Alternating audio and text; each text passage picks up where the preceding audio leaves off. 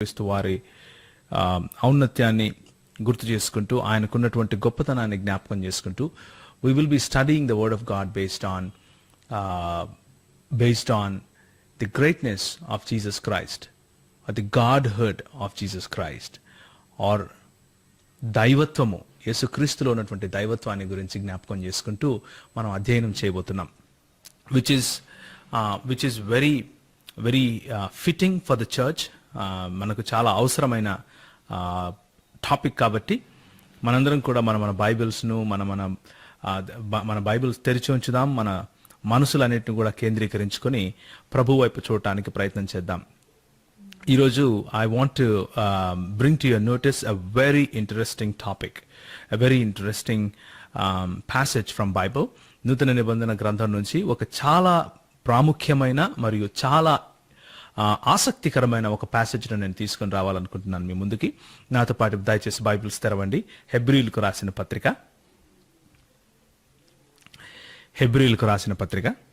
మొదటి అధ్యాయం. Let me read it. హెబ్రీయులకు రాసిన పత్రిక మొదటి అధ్యాయం స్టడీ చేసేటప్పుడు we will find a lot of depth or a lot of the truth about Jesus Christ. యేసుక్రీస్తు దైవత్వమును గురించిన లోతైన సత్యాలు మనము హెబ్రీయులకు రాసిన పత్రిక మొదటి అధ్యాయంలో చూస్తాం. We will go into the Bible study now. And while we go into the Bible study, we will look at the passage, we will understand the context, and we will correlate it with other parts of the scripture and then try to understand it. మనము హెబ్రీయులకు రాసిన పత్రికను చదివేటప్పుడు మొదటి అధ్యాయం నుంచి మొదలుపెట్టి అందులో ఉన్నటువంటి సత్యాలను, నిగూఢ సత్యాలను అర్థం చేసుకునే సమయంలో లేఖనాల్లో మిగిలిన లేఖనాలు ఈ విషయాల గురించి ఏం మాట్లాడుతున్నాయి అన్న విషయం కూడా చూస్తూ మనం ముందుకెళ్లే ప్రయత్నం చేస్తాం. హెబ్రీయులకు రాసిన పత్రిక మొదటి అధ్యాయం. Let me read it in తెలుగులో చదువుతున్నాను. దయచేసి మీ భాషల్లో మీరు మీ బైబిల్ను ఫాలో అవ్వండి. పూర్వకాలమందు నానా సమయములలోను నానా విధములుగాను ప్రవక్తల ద్వారా మన పితరులతో మాటలాడిన దేవుడు ఆ దినముల అంతమందు కుమారుని ద్వారా మనతో మాటలాడెను. ఆయన ఆ కుమారుని సమస్తమునకు వారసునిగా నియమించెను. ఆయన ద్వారా ప్రపంచములను నిర్మించెను. తల వంచుకుంటే ప్రార్థన చేసుకుందాం. రైట్.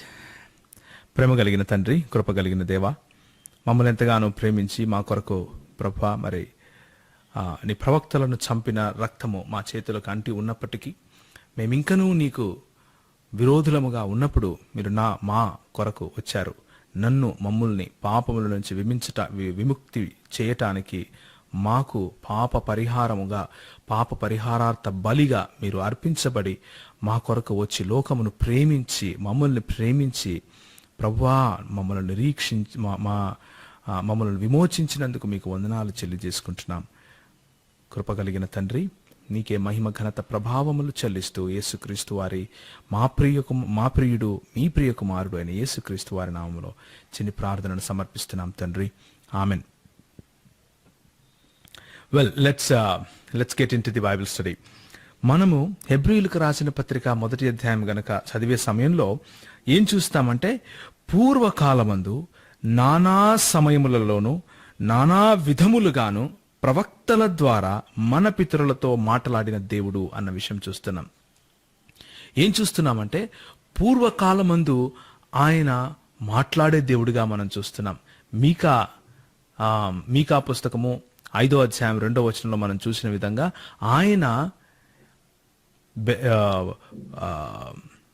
ఆయన ప్రత్యక్షతలు ఆయన కనబరుచుకుంటూ ఉండే దేవుడు అని మనం చూస్తున్నాం. యెషయా 48లో మనం ఏం చూస్తామంటే, ఆయన మాట్లాడే దేవుడు అన్న విషయం మనం చూస్తున్నాం.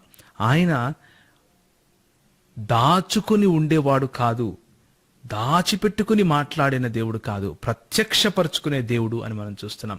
మన దేవుడు, our God is a God of revelation. Our God is a God that displays himself to us. మన ప్రభువు మనతో మాట్లాడే దేవుడు.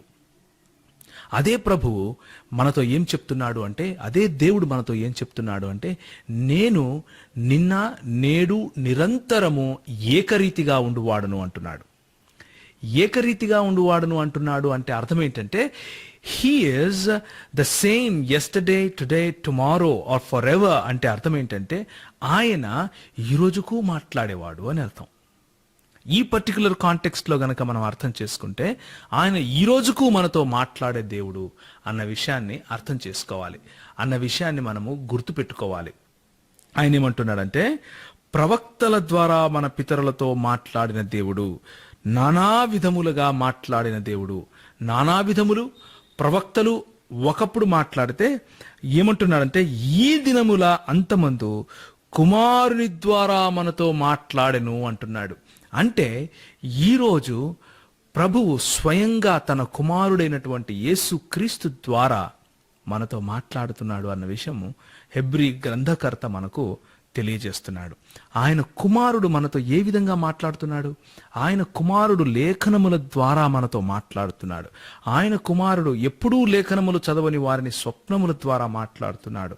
ఆయన కుమారుడు మనతో మన ఆత్మలను ప్రేరేపిస్తూ మాట్లాడుతున్నాడు. పరిశుద్ధాత్ముడు, సంచకరువుగా ఇవ్వబడిన పరిశుద్ధాత్ముడు మనల్ని ప్రేరేపిస్తూ మనతో మాట్లాడుతున్నాడు. మన మనస్సులతో మాట్లాడుతున్నాడు. మన మనస్సులలో ఆయన వాక్యాన్ని ముద్రించి మాట్లాడుతున్నాడు. ఇది మన ప్రభువు యొక్క ఔన్నత్యం, ఆయన గొప్పతనం.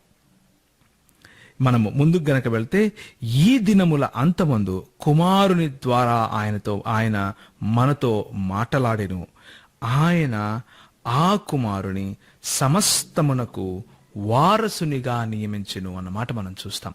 అంటే ప్రభు అయిన యేసుక్రీస్తు వారిని తండ్రి అయిన దేవుడు వారసునిగా, సమస్తమునకు వారసునిగా నియమించాడు అన్న విషయాన్ని మనం చూస్తాం. ఇక్కడ కొద్దిగా మనము ఆగి ఈ వారసుడు అన్న మాటకు ఎక్కడెక్కడ ఏ విధంగా బైబిల్ మనకు ఈ విషయాన్ని తెలియజేస్తుందన్న విషయాన్ని అర్థం చేసుకోవాలి, కొంచెం గమనించాలి, కొంచెం స్టడీ చేసే అవసరత ఇక్కడ ఉంది. ఒకసారి నాతో గనక మీరు మత్తయి సువార్త 21వ అధ్యాయానికి వస్తే, మత్తయి సువార్త 21వ అధ్యాయము, ఇందులో ప్రభు అయిన యేసుక్రీస్తు వారు ఒక ఉపమానం చెప్తున్నారు. మనం ఏ విధంగా అయితే ఇప్పుడు చదివామో పూర్వకాలమందు నానా విధములుగా ప్రవక్తల ద్వారా ప్రభువు మాట్లాడాడు, తండ్రి మాట్లాడాడు అని చెబుతున్నాడు. అదే మాటను మత్తయి సువార్త 21వ అధ్యాయంలో ఆయన ఒక ఉపమాన రీతిలో అందరికీ అర్థమయ్యే సులువైన ఒక కథ రూపంలో తన్ను తాను కూడా ఆ కథలో ఒక క్యారెక్టర్గా లేకపోతే ఒక పాత్రను పోషిస్తూ ఆయన ఒక ఉపమానం చెప్తున్నాడు. ఆయన చూడండి ఏం చెప్తున్నాడు. మరి ఒక ఉపమానము వినుడి. ఇంటి యజమానుడు ఒకడుండెను.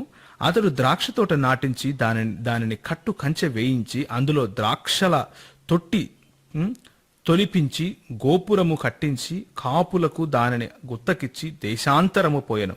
పండ్ల కాలము సమీపించినప్పుడు పండ్లలో తన భాగమును తీసుకుని వచ్చుటకు ఆ కాపుల యుద్ధకు తన దాసులను నంపగా ఆ కాపులు అతని దాసులను పట్టుకొని ఒకరిని కొట్టిరి, ఒకని చంపిరి, మరి ఒకని మీద రాళ్ళు దువ్విరి. మరలా అతడు మరుసటి కంటే ఎక్కువ మంది ఇతర దాసులను పంపగా వారు వీరిని ఆ ప్రకారమే చేసిరి. తుదకు నా కుమారుని సన్మానించదరనుకొని తన కుమారుని వారి యొద్దకు పంపెను. అయినను ఆ కాపులు కుమారుని చూచి ఇతడు వారసుడు, ఇతనిని చంపి ఇతని స్వాస్థ్యము తీసుకొందుము రండని తమలో తాము చెప్పుకొని ఆ విధంగా చేశారు. సో మనం హెబ్రీయులకు రాసిన పత్రికలో చూసినప్పుడు యేసుక్రీస్తును తండ్రి సమస్తమునకు వారసునిగా చేసినట్లు మనం చూస్తున్నాం. ఇక్కడ యేసుక్రీస్తు ప్రభువు వారు స్వయంగా ఒక ఉపమానం చెబుతూ ఏం చెప్తున్నారంటే, ఆఖరుకు కుమారుని పంపిస్తే ఎవరి దగ్గరికైతే ఆ కుమారుడు వెళ్ళాడో వాళ్ళు ఈ విధంగా అనుకుంటున్నారు, వీడు వారసుడు వచ్చాడండి, వీడిని చంపేద్దాము, వీడిని చంపితే స్వాస్థ్యమంతా మనదవుతుంది, we will be the heirs, మనము వారసులం అవుతాము, ఈ స్వాస్థ్యము మనకు చెందుతుంది అని పాపపు ఆలోచనను ఆలోచిస్తున్నారు. And this is what the world does every day. This is what the world does to righteous people. నీతిమంతులకు లోకము విధించే శిక్ష ఇలాగే ఉంటుంది. మరి ఈరోజు మనం చూడబోయే ఈ స్టడీలో మనం చూసేది ఏంటంటే, ప్రభు అయిన యేసు క్రీస్తును తండ్రి అయిన దేవుడు సమస్తమునకు వారసునిగా ఉంచాడు. సమస్తమును కలిగించటంలోనూ సమస్తమును నిర్వహించటంలోనూ ఆయనే వారసునిగా మనం చూస్తాం. ఇంకొక ఉపమానంలో మనం ఏం చూస్తామంటే, యేసుక్రీస్తు ప్రభువారు ఏమని చెప్తారు అంటే, ఉపమానం కాదు ఇది, నిజానికి యేసుక్రీస్తు ప్రభువారు తన దైవత్వాన్ని నిరూపించుకోవటానికి చెప్పే ఒకానొక మాట. దీని ముందు స్టడీస్లో మనం చూస్తాం. ఆయన ఏమంటాడంటే, నేను తండ్రి కుడిపార్శ్వమున ఉండుట మీరు చూచెదరు అని చెబుతాడు. స్టెఫెనును రాళ్లతో కొట్టినప్పుడు స్టెఫెను అలా ఆకాశము వైపు తన కన్నులు తెరిచి చూచినప్పుడు ప్రభువు తన తండ్రి కుడిపార్శ్వమున లేచి నిలబడటం మనం చూస్తాం. తండ్రి కుడిపార్శ్వమున ఆయన సింహాసనమందు ఈయన అధిష్ఠించాడు అంటే దాని అర్థం ఏంటంటే, ఆ కుమారుడు తండ్రికి ఉండవలసినటువంటి అన్ని క్వాలిటీస్ కలిగి మరి అక్కడ కూర్చున్నాడు అని అర్థం. ఆ విషయాన్ని ముందు మనం తెలుసుకుంటాం. ఇదే విధంగా మత్తయి సువార్త 11వ అధ్యాయం చూడండి. మత్తయి సువార్త 11వ అధ్యాయము 27వ వచనము. 11వ అధ్యాయము 27వ వచనము. సమస్తమును నా తండ్రి చేత నాకు అప్పగింపబడి ఉన్నది, తండ్రి గాక ఎవడును కుమారుని ఎడుగడు అని ప్రభువైన యేసుక్రీస్తు వారు తన గురించి స్వయంగా చెప్పుకుంటున్నారు. ఏమని చెప్తున్నారంటే, తండ్రి చేత సమస్తమును నాకు అప్పగించబడి ఉన్నది అంటే I'm the here of everything, నేను అన్నిటికీ వారసుడను అని ఆయనే తన నోటి ద్వారా చెప్పుకుంటున్నాడు. ఇదే మాటను మనం హెబ్రీయులకు రాసిన పత్రిక మన స్టడీలో మనం చూస్తున్నాం.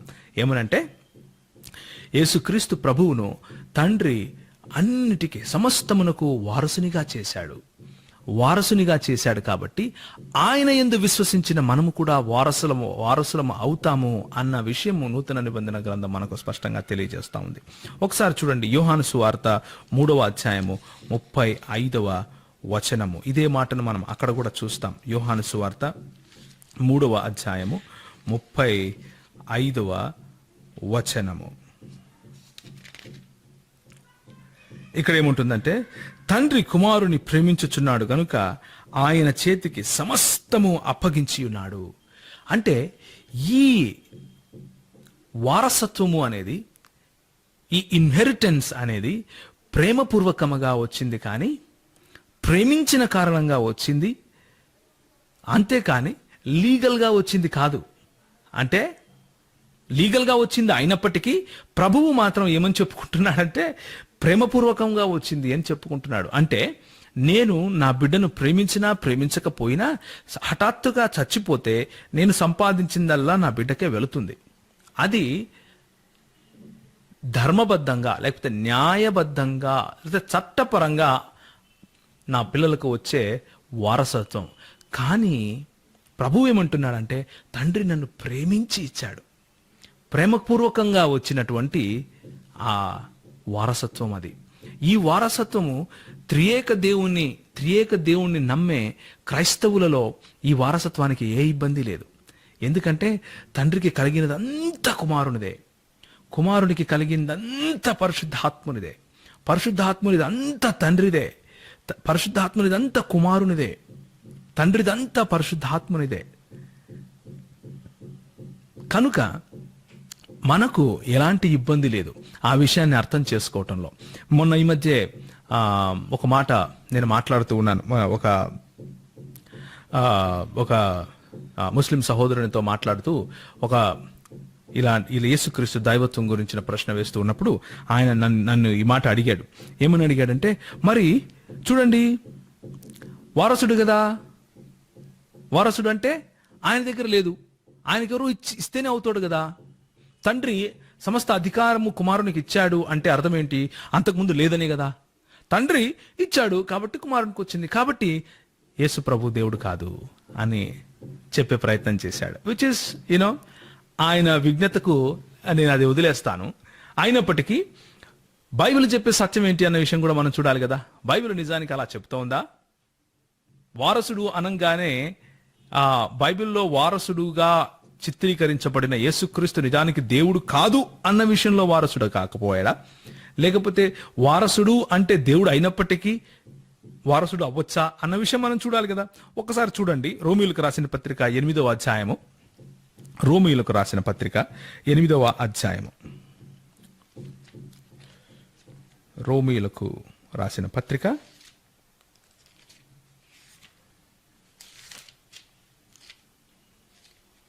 8వ అధ్యాయము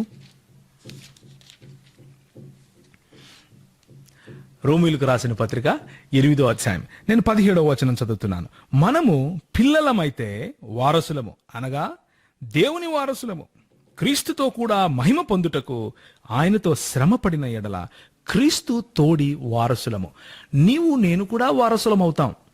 కానీ మనకొచ్చిన వారసత్వం ఎలాంటిదంటే క్రీస్తును బట్టి వచ్చిన వారసత్వం, క్రీస్తును నమ్మిన కారణంగా వచ్చినటువంటి ఇన్హెరిటెన్స్, క్రీస్తును నమ్మిన కారణంగా వచ్చినటువంటి వారసత్వం. దీనికి ఒక కారణం ఉంది. ఇదే రోమీయులకు రాసిన పత్రిక 8వ అధ్యాయం 29లో ప్రభు ఏమంటాడంటే, ఎందుకనగా తన కుమారుడు అనేక సహోదరులలో జ్యేష్ఠుడగునట్లు ఈ వారసత్వం ఆయనకు వచ్చింది. జ్యేష్ఠుడు అంటే ద ఫస్ట్ బార్న్ అని అర్థం. ద ఫస్ట్ బార్న్ అంటే తండ్రికి మొదటి కుమారుడిగా యేసు ప్రభువును ఆయన గుర్తించాలి. కాబట్టి మనల్ని విశ్వాసం ద్వారా ఆయన సహోదరత్వంలో, విశ్వాసం ద్వారా ఆ తండ్రికి పిల్లల రూపంలో మనము వారసులమయ్యాము అన్నది నూతన నిబంధన గ్రంథం చెప్పే సత్యం. ఈ విషయాన్ని మనం పరిశీలించాలి. మరి వారసత్వం వచ్చింది కాబట్టి దేవుడు కాదు, యేసు ప్రభు అని మన ముస్లిం సహోదరులు చెప్పే మాటను మనం నమ్మాలా? ఒకసారి చూడండి, కొలస్సీయులకు రాసిన పత్రిక. ఈ ఫస్ట్ బాండ్ అన్న మాటను గుర్తుంచుకోండి. అంటే జ్యేష్ఠుడు, జ్యేష్ఠ కుమారుడు, లేదా జ్యేష్ఠ సంతానము అన్న విషయాన్ని మీరు గుర్తుంచుకోవాలి. ఎందుకంటే హెబ్రీయులు లేకపోతే యూదులలో జ్యేష్ఠ కుమారునికే, ఎంతెందుకు మన భారతదేశంలో కూడా జ్యేష్ఠ కుమారునికి మొట్టమొదటి వారసత్వం రావాలి అన్నది మనకు కూడా ఒక ఆచారమే, ఒక పరంపర అన్న విషయం మనకు కూడా తెలుసు.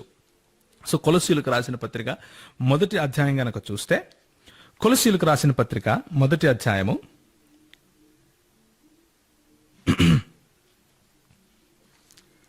12 నుంచి 18 వరకు మనం చూద్దాం. 12 నుంచి 18 వరకు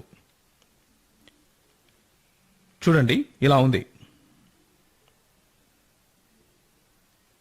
ఆయన మనలను అంధకార సంబంధమైన అధికారుల నుండి విడుదల చేసి తాను ప్రేమించిన తన కుమారుని యొక్క రాజ్య నివాసులనుగా చేసెను. ఆ కుమారుని యందు మనకు విమోచనను, అనగా పాపక్షమాపణను కలుగుచున్నది.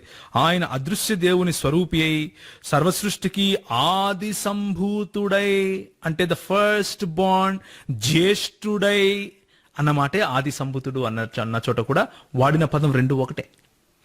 జ్యేష్ఠుడై, ఆది సంభూతుడై అన్న విషయానికి, ఆది జ్యేష్ఠుడు అంటే కేవలం మొదట పుట్టినవాడు అని ఫిజికల్ గా మనం అర్థం చేసుకున్నప్పటికీ థియలాజికల్ సెన్స్ లో, లేకపోతే దైవ జ్ఞానము సంబంధించిన సెన్స్ లో, నూతన నిబంధన గ్రంథములో వాడబడినటువంటి ఆ దృక్పథంలో గనక మనం ఈ పదాన్ని అర్థం చేసుకుంటే దానికి అర్థం కిందనే ఉంటుంది.